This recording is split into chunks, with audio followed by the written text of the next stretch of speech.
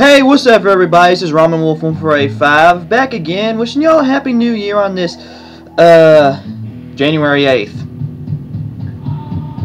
Yeah, I know it's a little late to be saying happy new year, but it's just whatever. Okay, I'm here today. I'm going to talk to you about variations and collecting variations. Now, most people opt not to collect variations because it can get expensive, because it requires you to buy a lot of the same model. So it just gets you a little bit annoyed. Anyways, today I have a guest website. It is southtexasdiecast.com. Now, if you need it, you need to go. Now, if you want to visit it, you need to go to www.southtexasdiecast.com/hwguide.html. This will give you a very good definition or whatever. Just search the Google bar at the bottom of it. I'll make another video showing you exactly how to use it, and search for your favorite car, and it'll tell you like recent prices they've sold for, like average prices and whatnot. But I will be using that as my guide today. Anyways, let's move on. Variations are fun to collect. Like I said, they can be very fun to collect, and they can also be a pain to collect. It just depends on what you're looking for. Now, I have a bunch sitting over here of my variations and whatnot. So, let's get started.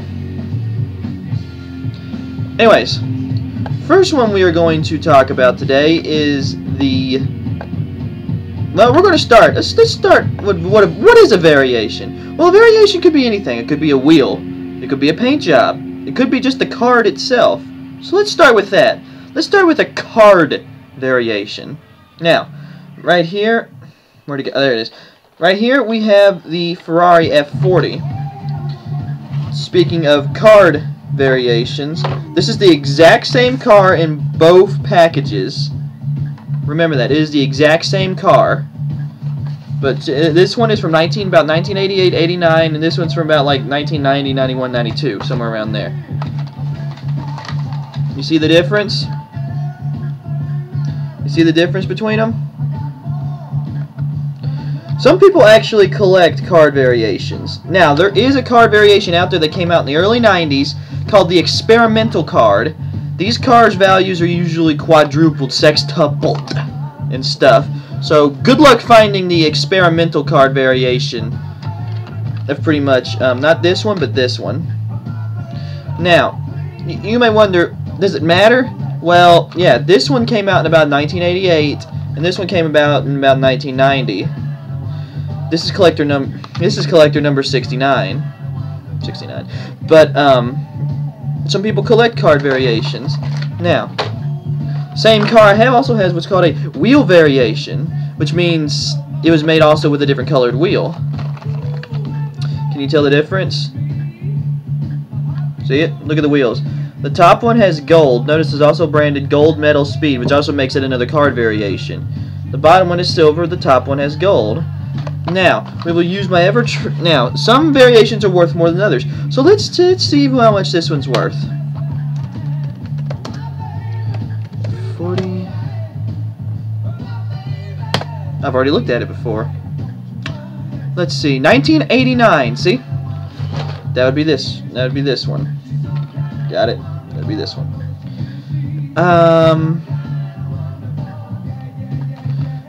According to this is about $4 carded. That doesn't seem like much. Now, that just means it's got red with what's called UH, which is called Ultra Hots. It's the Ultra Hots wheels. They were popular back in the day. Now, this one, the same car, different card, collector number 69. $8, according to South Texas Diecast. Okay, let me put out the disclaimer while I'm sitting here thinking about it. The disclaimer for here is they're only worth as much as you can actually get out of them. So don't expect this to actually bring $8 on eBay. It may bring 2 or 3 at most. but that's probably just the average price. Guides are only good for giving you a general idea of what it's worth. And then you got the gold medal speed version. Let's see how much it's worth. Let's see. It doesn't. Here it is. 1994 gold medal speed. We've got the Ultra Hots. It lists 4 different variations for it: 5-spoke, 3-spoke, white. I don't know what WSP stands for, but and then Ultra Hots. Ultra Hots one is $5. That's pretty good. But that's pretty much a good way to identify whether something's worth something or not. Now, we're going to move on to something a little bit more subtle. Or actually not so subtle. Wheel variations. My favorite, because you can find so many different wheel variations in cars. This is probably the best one. This is all the exact same freaking car. 2 of them are from the 1995 model series, and 1 of them is just a random. This is the Dodge Ram 1500. These are both from the 1995 model series, and this one is also the same exact truck. But look at it. Look closely at the wheels. We've got a 5-spoke at the bottom, white with white 5-dot, and then chrome 5-dot. Now, this is a wheel variation. This is a perfect example of a good wheel variation. This is all the wheel variations for this specific green pickup. Now, there's a lot more different of the pickup out there, but if my knowledge serves me right, this one's actually a little bit harder to find than the other 2. Take with that as you may. Now, we also have other more noticeable changes in cars, like, well, I guess I'll get all the wheel variations out of the way first. I also have most of the wheel variations to this one, the 1996 First Edition's Plymouth Dodge Charger Daytona. Keep wanting to say Plymouth Superbird, you know, same car either way. Now, I haven't actually looked these up, but we got gold BBS, which is styled, it's actually called lace wheel, but they're styled up to the old European BBS wheels that you saw on most BMWs. Gold 5-spoke, and then this is called silver 3-spoke. Now, let's see which one's worth more.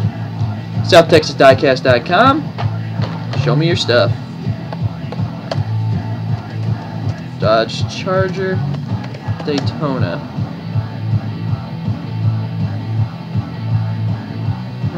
Give me a sec. Sometimes it likes to, oh, there it is. 1970 Dodge Charger Daytona. Alright! What is this?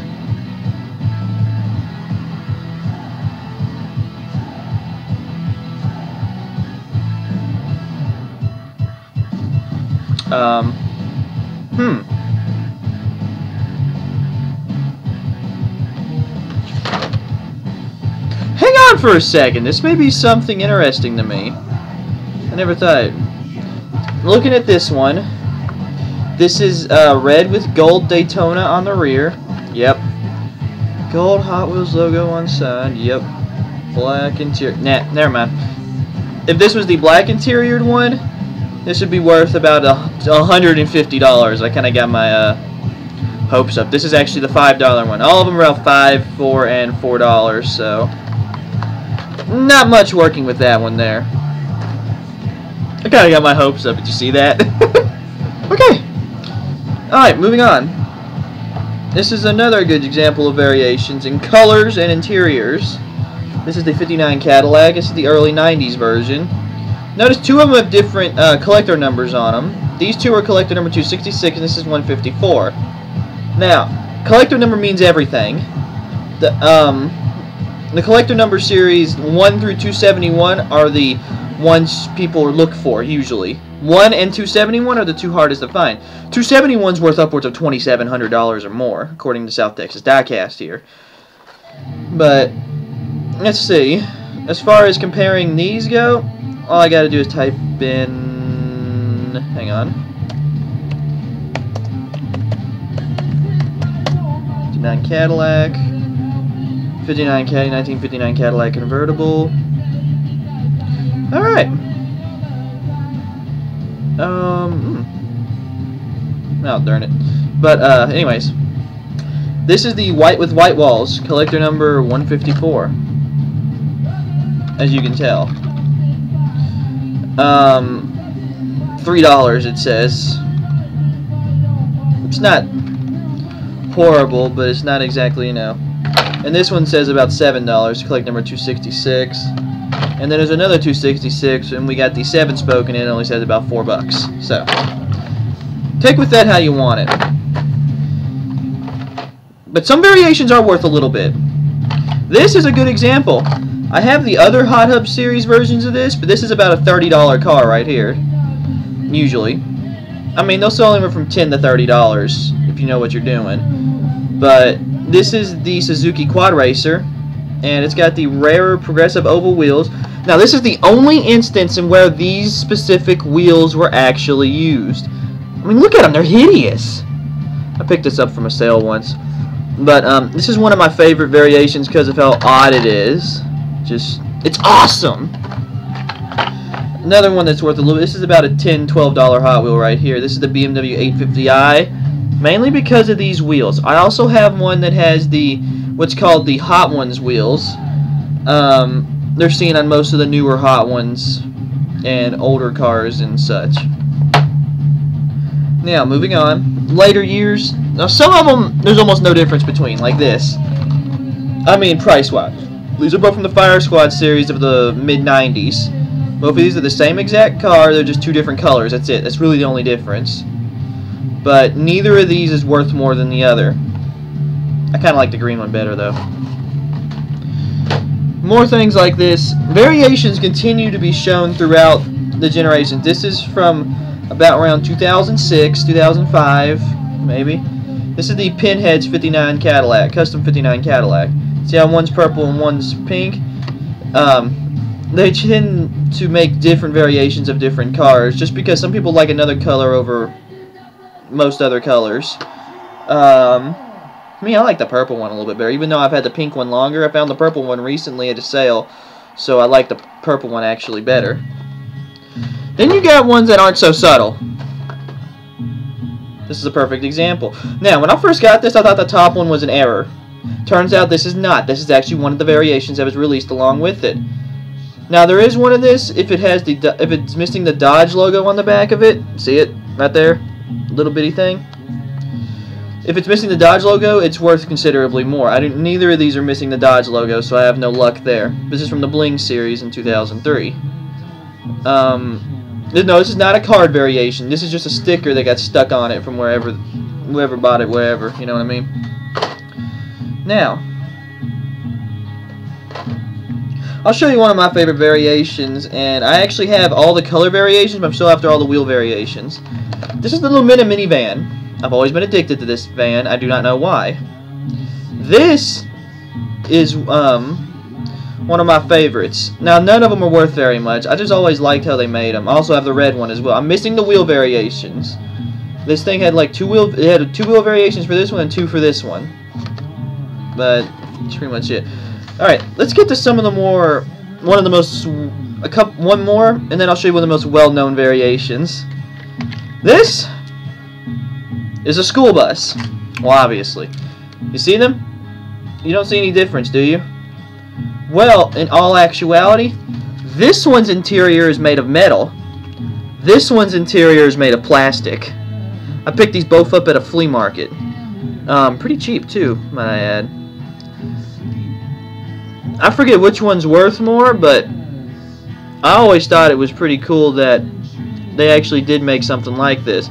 I mean, this one's thing is full. It's actually heavier because it's made out of the interior is actually made out of metal as well as the base. And this one is made out of plastic. The interior, the base is still metal, but the interior is plastic. I mean, that's a good variation in the spot right there. I almost sold them both until I realized they were variations, and I wanted to keep both of them as an example. Now, my favorite variation of all time. The infamous old number 5s. Now, can you tell what the difference is between these two? Look closely. This one is missing the grill. This one isn't. This one is actually worth more. It is missing the grill. It's a little bit harder to find. It's probably worth about 20 bucks or so if you have it in the, probably more in the package, but I picked it up for like $1 at a flea market. And this one has it. I've had this one longer, but I found this one and I'm like, I gotta get it. But this is one of the more well-known variations from the late 80s. Not late 80s, early 80s. Of course, there are also other variations, like bass variations. You see my Chevelle right here? This one? This is the Malaysia bass version. The China... No, I'm wrong. That's the China bass version. The Malaysia... Well, one of them's worth more than the other. There was a Malaysian and there was a China bass. One of them was worth more. I don't have the one that's worth more, though. That's the 2000 Treasure Hunt Chevelle. 1970s Chevelle. I recently acquired it. Now, there is also another variation that's newer. In 2013, the Hot Wheels showroom released a 458 Italia Ferrari. One was black with a tan interior, one was black with a black interior. The black with the black interior is harder to find. I have one, but I don't feel like digging through these totes right here to get them out. There's also another variation that came around recently. I don't have it, but this is the car. It's the kit car. This one has what's called PR5 wheels, and the wheels that people are looking for is, I think it's MC5 is what it's called. But the PR5s were used. This is what PR5s look like. It's just a clearer version of them. And the yeah, I don't have a good example of no. But yeah, those are PR5s, and the other ones are called like MC5s or something like that. And the MC5 or whatever is actually worth more than the PR5 version. This is the PR5 version, unfortunately. Also, be on the lookout. They're remaking this one, so this will become a variation now. This is the Flintmobile. And whatnot. Oh, speaking of variations, here you go. This is a perfect example. This is the tattoo machines from the 90s. This is the only tattoo machine out of all 12 of them. I have all 12 of them. They have an alternate color. There's a yellow one like this, and I've been after that mug for a while. The yellow one's worth about $10, $12, something like that, but I still have yet to find one. But this is the one I have. I have all of them, so. But anyways, there's pretty much variations in a nutshell. Why'd this song have to come on? But that's variations in a nutshell. So if you have any questions, leave me a message. I'll put up the link to this site in a few, to South Texas Diecast. Just, you know, comment, rate, subscribe, tell me how awesome I am. My iPod's being weird today, but just remember, I'm here. If you have any questions, just email me. I'll try to help you as much as possible, and check you later. Peace.